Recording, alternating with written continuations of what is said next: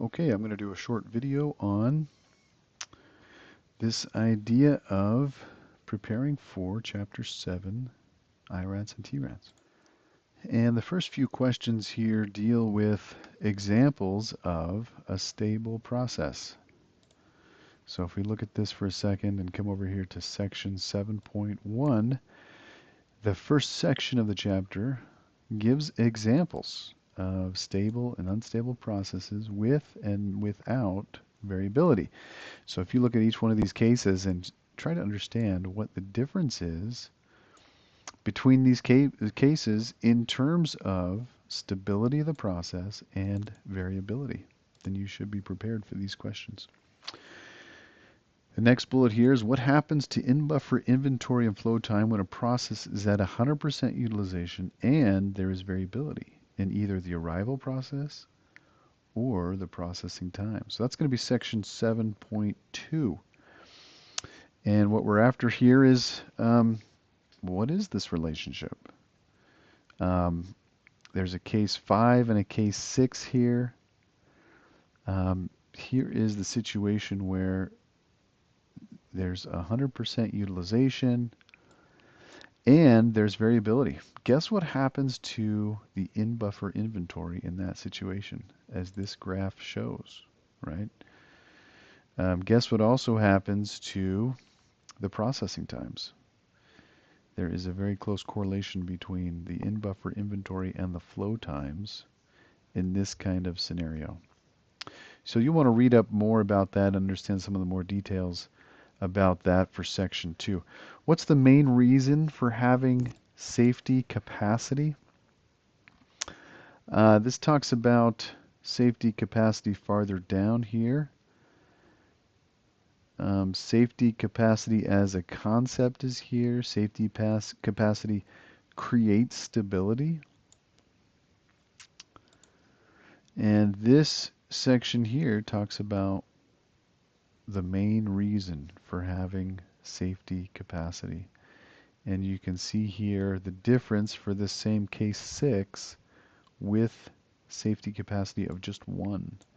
All of a sudden this is a stable system.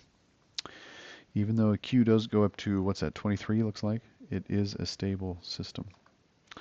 Next bullet, what are the 6 parts of the Kendall notation for queuing systems? This is from the 1953 Kendall notation, and this is in section 7.4.7. And there's 6 parts. And so this question deals with what are those 6 parts?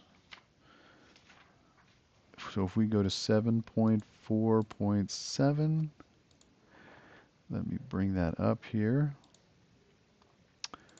This is the notation. And 7.4 goes through all of the elements here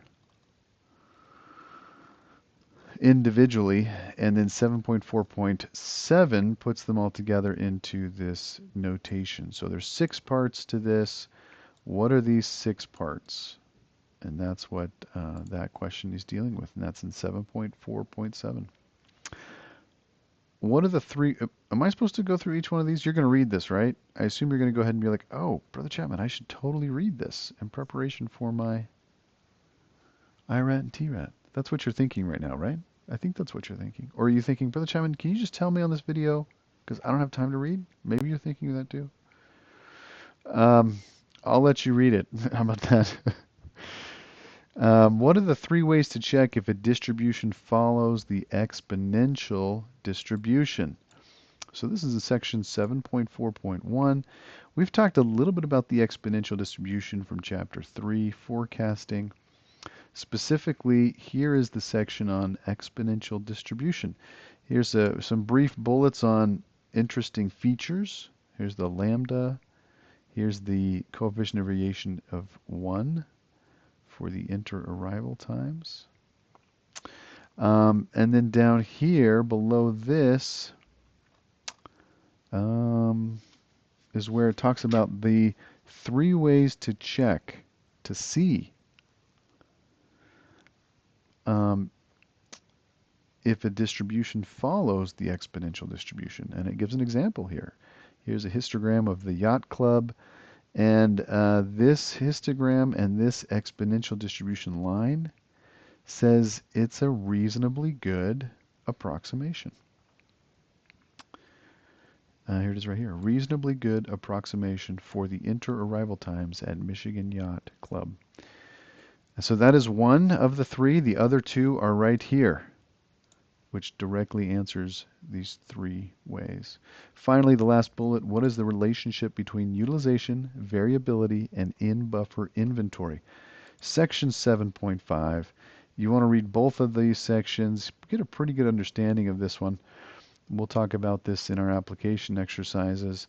There's some basics here if you read 7.5.1, 7.5.2 to help you out. And I hope this is helpful. We'll see you soon.